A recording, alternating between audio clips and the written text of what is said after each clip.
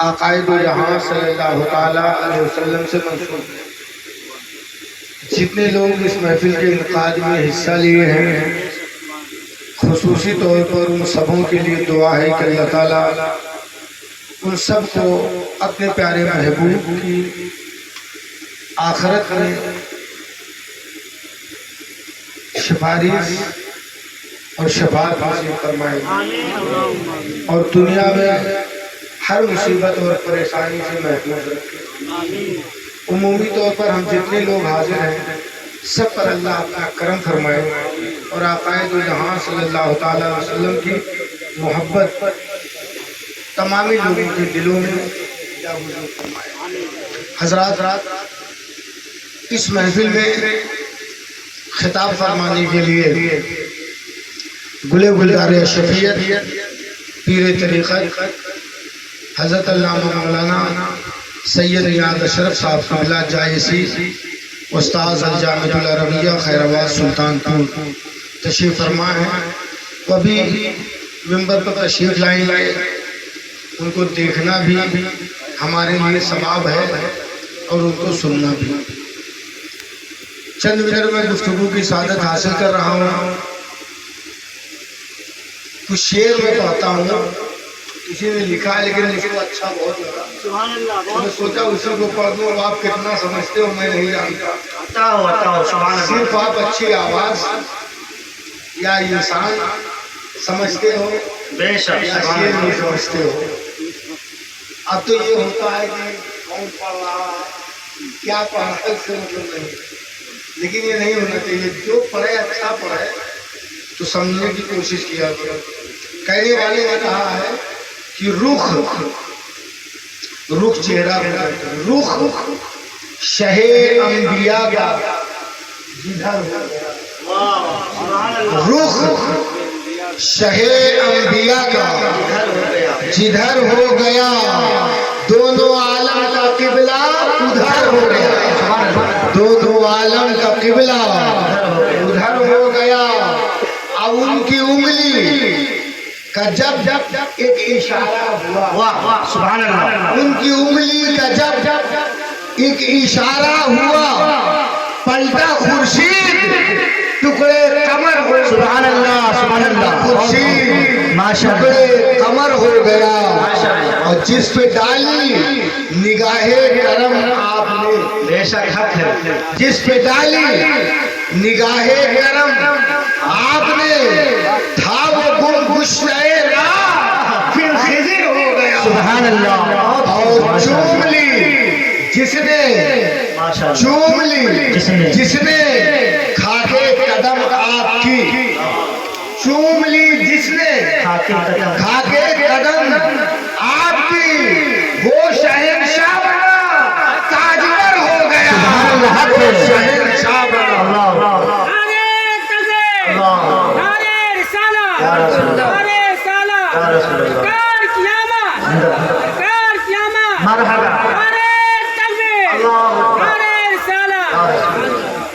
چوم لی جس نے، چوم لی جس نے کھاکے قدم آپ کی، چوم لی جس نے کھاکے قدم آپ کی، وہ شہنشاہ بنا تاجور ہو گیا، اور میرے آقا ہوئے جب تبسم کنا، سبحان اللہ، میرے آقا ہوئے جب تبسم کنا، کھل اٹھے پھول وقت سحر ہو گیا، سبحان اللہ۔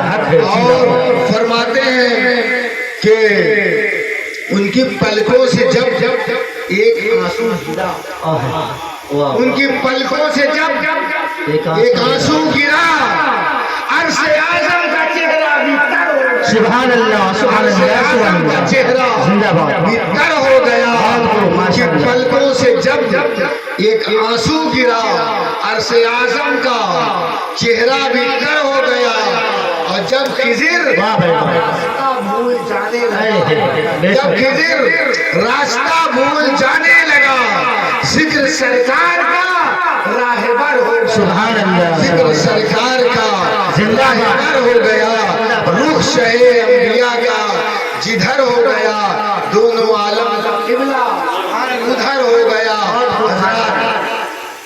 میں نے قرآن کی آیت پڑھی ہے اور جو شعر پڑھا ہے وہ شعر واقعی میں بہت اچھا شعر تھا، اور اسی کے ارد گرد جو بھی میں کچھ دیر تقریر بولوں گا شعر کہیں نہ کہیں ضرور اس میں رہے گا۔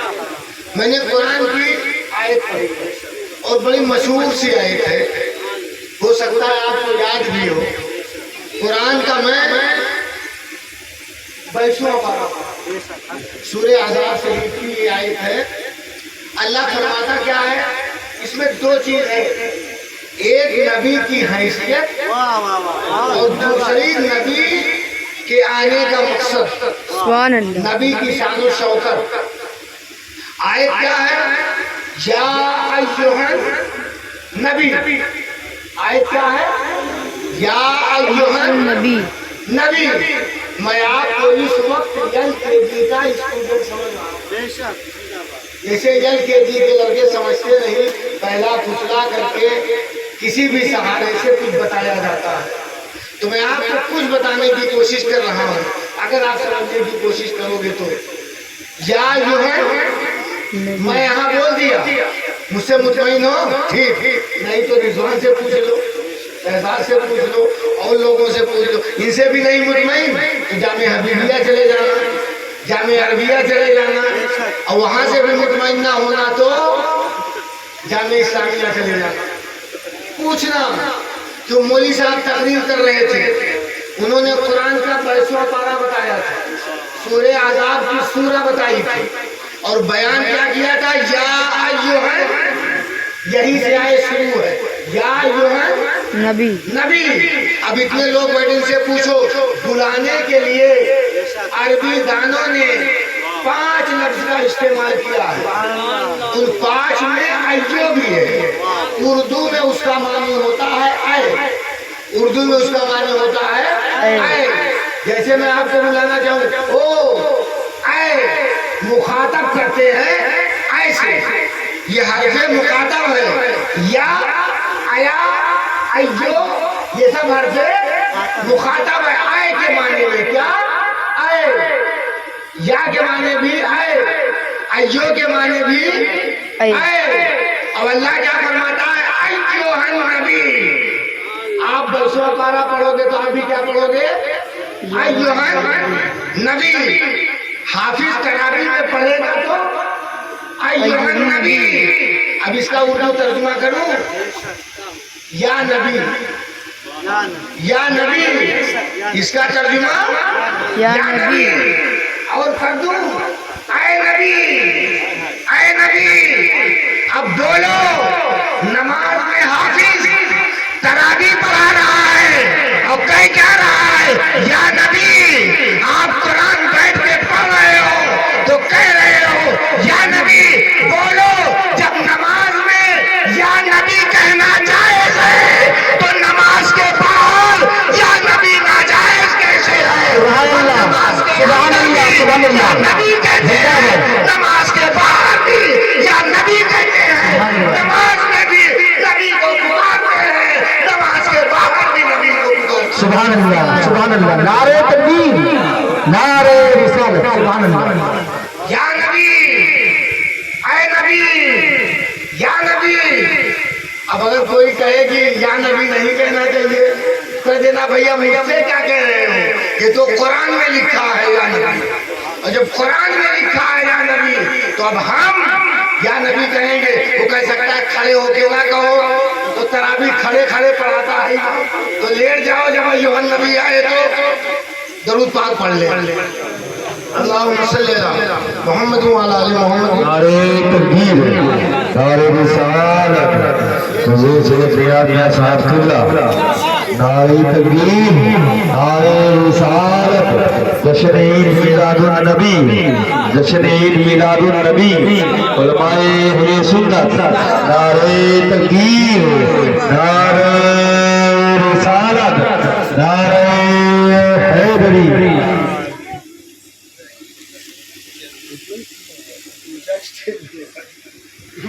بیٹھ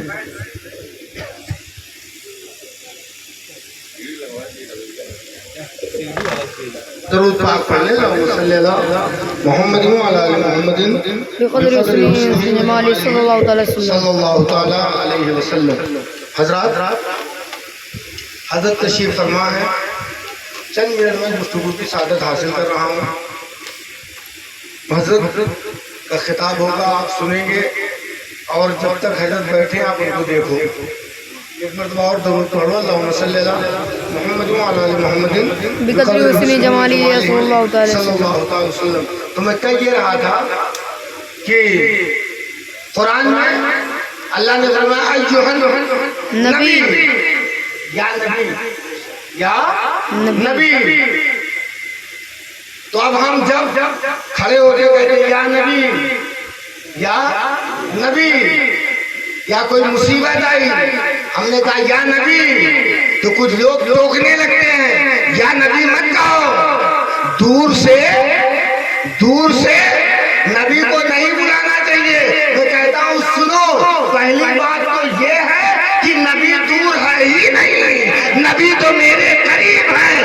قرآن کی آیت ہے النبی جو اولا بالمؤمنین من انفسہم، نبی مومن کے جان سے زیادہ قریب ہے. نبی دور ہے ہی نہیں، اور دور احساس میں ہے تو پکارنے میں اعتراض نہیں ہونا چاہیے، کیونکہ خدا نے فرمایا ہے ایھا النبی.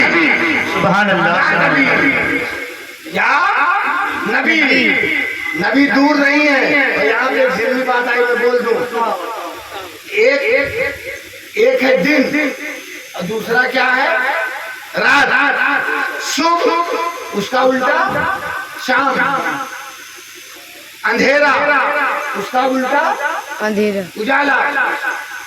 دن ہوگی تو رات نہیں، رات ہوگی تو دن نہیں، صبح ہے تو شام نہیں، شام ہے تو صبح نہیں، اندھیرا ہے تو اجالا نہیں، اجالا ہے تو اندھیرا نہیں، اور دور ہے تو حضور نہیں. دور ہے تو حضور نہیں، اور حضور ہے تو حضور کے معنی ہوتے ہیں حاضر ہونا. حضور کے معنی ہے حاضر ہونا.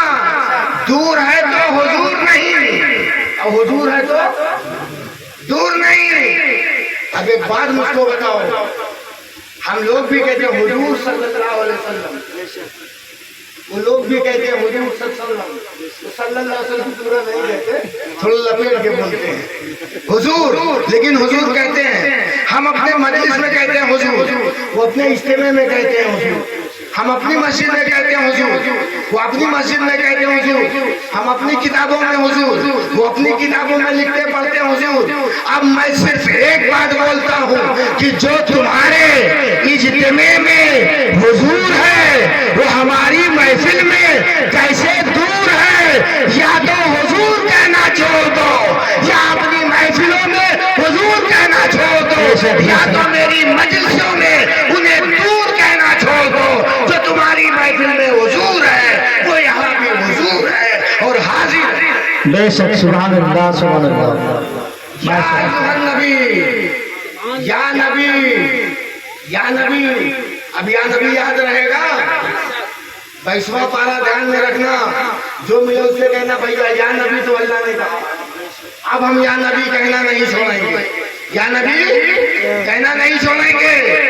اب نبی، لفظ نبی، اور یہی میں بتا کے بات کر دوں، پوری آیت کی تشریح میں نہیں کر پاؤں گا، وقت کی قلت اور خود اپنی کمزوری کی.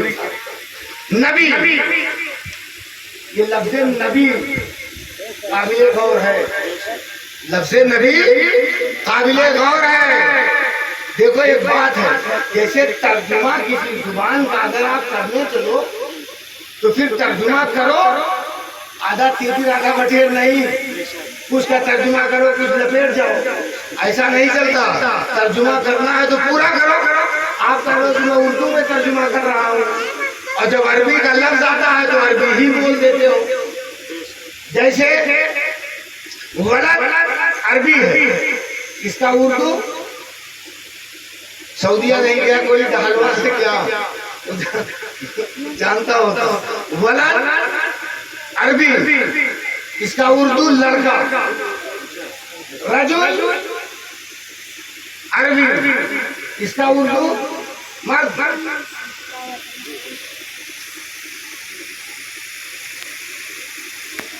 ایسے ہی بہت سارے لفظ ہیں۔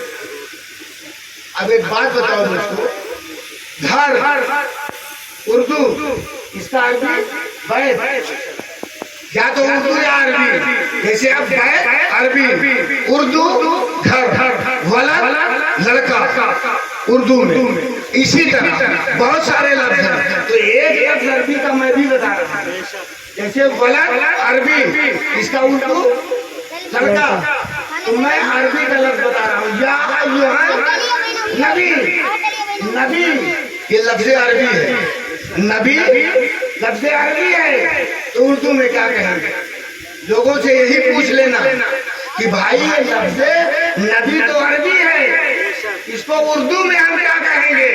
ان کا مولوی اتنا چالاک تھا، یا ایھا نبی کا ترجمہ یا ایو کا تو اے کر دیا، اور نبی کو اردو میں کیا کہتے ہیں اس کو لپیٹ دیا اور نبی ہی لکھ دیا۔ لیکن سچی بات یہ ہے، جیسے ولد اردو میں لڑکا، ایسے ہی لفظ نبی عربی ہے، اس کا اردو کرو گے تو معنی ہوگا غیب بتانے والا، غیب بتانے والا، غیب بتانے والا۔ عربی میں نبی، اردو میں غیب بتانے والا، تو نے چھپا لیا، عربی میں جائز سمجھتے ہو اور اردو میں ناجائز کہتے ہو۔ اگر نبی ہے تو وہ غیب بتانے والا ہے، وہ غیب کی خبریں دیتے ہیں۔ سبحان اللہ، سبحان اللہ، بے شک۔ میرے نبی غیب گاہ ہیں۔ جب ہم کہتے ہیں غیب گاہ ہیں تو اس کے پیٹ میں درد ہونے لگتا ہے، نہیں غیب تو نہیں جانتے ہوتے تو یہ کر دیتے۔ یہ شاعر کا شعر ہے جو مجھ کو بڑا اچھا لگا، اس نے کہا کہ غیب کا جاننے والا، انہیں جب میں نے کہا غیب کا جاننے والا، انہیں جب میں نے کہا بات ایمان کی تھی کفر برا مان گیا، بات ایمان کی تھی کفر برا مان گیا۔ نبی کو اردو میں جب ترجمہ کرو گے تو غیب بتانے والا، غیب بتانے والا، تو نبی وہی ہوتا ہے جو غیب بتاتا ہے، چھپی باتیں بتاتا ہے۔ اس میں ایک بات بیان کر کے میں اپنی بات کو ختم کروں اور اس کے بعد حضرت کی تقریر ہوگی۔ ایک دن حضرت سیدہ عائشہ صدیقہ نبی پاک صلی اللہ علیہ وسلم کے پاس تھی، آقا ان کے جان پر سر رکھ کے لیٹے تھے۔ حضرت عائشہ نے پوچھا یا رسول اللہ، جتنا آسمان میں تارے ہیں اتنا بھی کسی کی نیکی ہے؟ تو میرے آقا نے فرمایا ہاں، جتنا آسمان میں تارے ہیں اتنا عمر کی نیکی ہے۔ تو انہوں نے کہا پھر ہمارے ابا کی نیکی، ابو بکر کی نیکی؟ تو کہا کہ عمر کی ساری زندگی کی نیکی ایک طرف، ابو بکر کی ایک رات کی نیکی ایک طرف۔ اب اس پر جو غور کرنے کی بات ہے، حضرت عائشہ نے پوچھا کیا تھا کہ آسمان میں جتنے تارے ہیں اتنا بھی کسی کی نیکی ہے؟ تو اب ظاہر سے بات ہے حضرت عائشہ صدیقہ کا یہ عقیدہ تھا کہ جو میری گود میں اس وقت ہے، جس کے چہرے کی میں زیارت کر رہی ہوں، یہ کوئی عام آدمی نہیں ہے، یہ صرف نماز بتانے نہیں، صرف روزہ بتانے نہیں، صرف حج کا طریقہ بتانے نہیں، صرف عبادتوں کا ڈھب بتانے نہیں، بلکہ یہ وہ آیا ہے جو صرف عالم دنیا نہیں، صرف عالم عقبہ نہیں، یہ وہ ہے عالم نہیں، خدا نے اسے علیم بنا کے بھیجا ہے۔ یہ صرف حکیم نہیں بلکہ حکیم سے کہیں بڑھ کر کے۔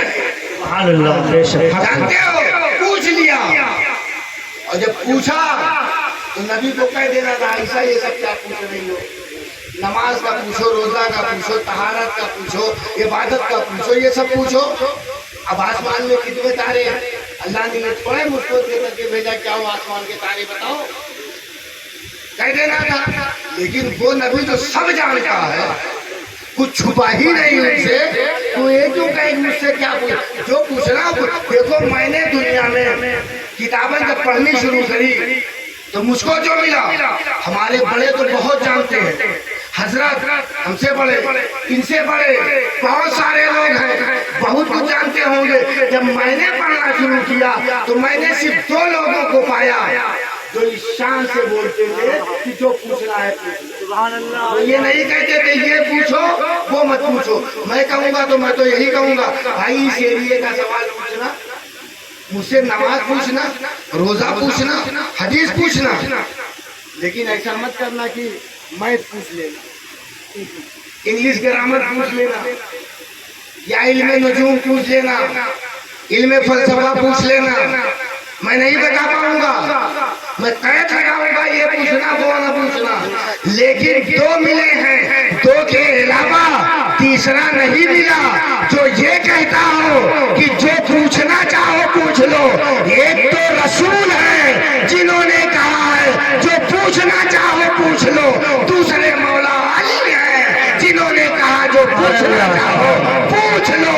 واضح ہے کہ جس نے یہ کہا جو پوچھنا چاہو پوچھ لو، خدا نے اسے سب علم سبحان اللہ، جتنا بھی علم ہو وہ سارے علم کا ہے ان کو۔ اور اس طرف میں نہیں جاتا کہ حضرت علی نے کیوں کہا کہ مجھ سے جو پوچھنا چاہو، وہ سب حضرت بتائیں گے اور لوگ بتائیں گے، کیونکہ میں بہت تشریح نہیں کرنا چاہتا، لیکن صرف اتنا سمجھ لو کہ نبی سب جانتے ہیں۔ انہوں نے کہا ہاں جتنا آسمان میں تارے ہیں اتنا عمر کی نیکی، کوئی رات میں بھی تو نیکی کر سکتا ہے۔ اب ہمارے قاعدہ رات میں سونے والے تھوڑی تھے، رات میں جاگنے والے تھے، تو رات میں بھی نیکی، کوئی کمرے میں چھپ کے نیکی۔ اور عائشہ کے پوچھنے پر نبی کیا بتا رہے ہیں؟ ہاں جتنا آسمان میں تارے ہیں اتنا عمر کی نیکی ہے۔ اس کا مطلب میرا نبی آسمان کے تارے بھی جانتا ہے اور عمر کی نیکی بھی جانتا ہے۔ عمر کی نیکی کی نا پھر آسمان کے تارے کے لیے۔ ایک بات بتاؤ، اتنے لوگ یہاں بیٹھے ہو، ہے کوئی پورے دہلوا میں جو آسمان کا تارا گنے؟ ایک گنو ٹیوب سے دوسر کا نکل آتا، 2 گنو تیسر کا نکل آتا۔ چلو طالبہ والے نہیں گن پاؤ گے تو تم بھی تو کہہ سکتے تم گن کے بتا دو، میں کہہ دوں گا میں بھی نہیں گن پاؤں گا، تو تم ان سے پوچھو جو برابری کا دعویٰ کرتے ہیں کہ بھائی گن دو، آسمان کے تارے گن دو، کہیں گے نہیں گن پاؤں گا، تارا میں ہوں بیچارہ، تارا نہیں گن پاؤں گا، تارا نہیں گن پائیں گے۔ جب تم علم میں نبی کی طرح نہیں ہو تو فضل میں کیسے ہو سکتے ہو؟ نبی کے طرح نہ کوئی آیا ہے اور نہ ہی خدا نے کسی کو بنایا ہے۔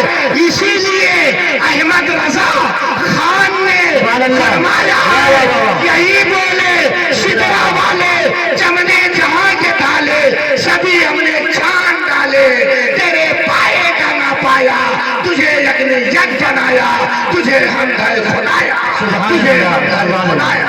بہت خوب، ماشاء اللہ، میرے نبی وہ ہیں، زندہ میں نہیں گر سکتا۔ انہوں نے گنا اور بتا دیا، پھر کہا جتنا عمر کی نیکی ہے ابو بکر کی 1 رات کی نیکی کافی۔ جب عمر کو پتا چلا تو ڈھونڈنے لگے، ابو بکر کے تو ایک نیکی ہم کو دے دو، سب تم دے دو۔ اور وہ نیکی تھی کیا؟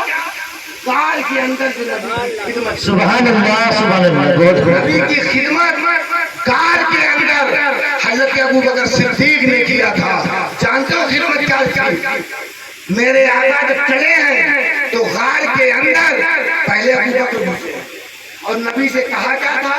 حضور پہلے مجھ کو جانے کہیں کوئی ایسا جانور نہ ہو جو آپ کو ڈنگ نہ مار دے، تکلیف نہ پہنچائے، وہ تکلیف مجھ کو پہنچے۔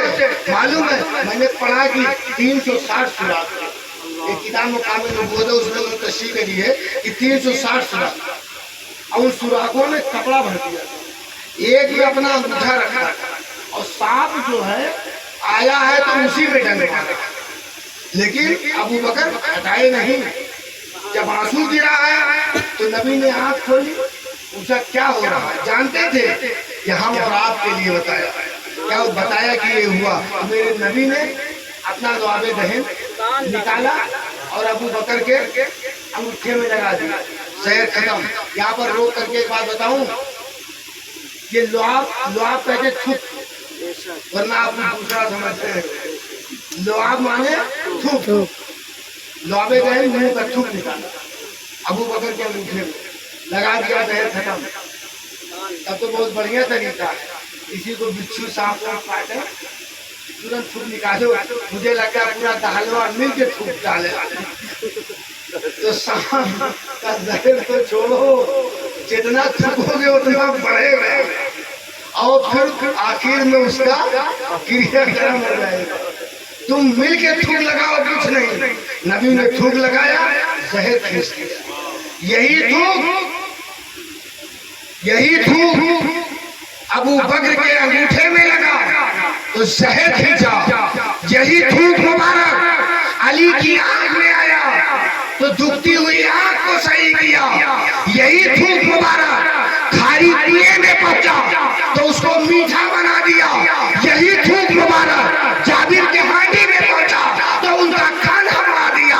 یہ تھوک ایسا ہے جو ہر درد کی دوا ہے، ہر دکھ کی دوا ہے، ہر زخم کا مرہم ہے۔ لعاب دہن مصطفیٰ درد کی دوا ہے، کوئی نبی کے تھوک کے برابر نہیں ہے۔ جو نبی کے تھوک کے طرح ہمارا تمہارا تھوک نہیں، تو نبی کے طرح کسی کی ذات ہو ہی نہیں۔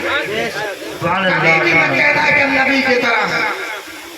لعاب دہن لگایا اور زہر ختم، اور اس کے بعد سانپ نکلا، زیارت کیا۔ انہوں نے تو یہاں تک لکھا ہے کہ سانپ نے اتنے سوراخ اس لیے کیے تھے کہ بہت دن سے سنا تھا کس میں آئیں گے، تو اس نے زیارت کے لیے بنا لیا تھا۔ اس سے بھی دیکھوں گا، اس سے بھی دیکھوں گا، اس سے جب اس سے بید نہیں بنے گا تو اس سوراخ سے دیکھوں گا، اس سے نہیں تو اس سے دیکھوں گا۔ 360 سوراخوں سے نکل کر کے روئے زیبائے مصطفیٰ دیکھوں گا، روحے یار دیکھوں گا۔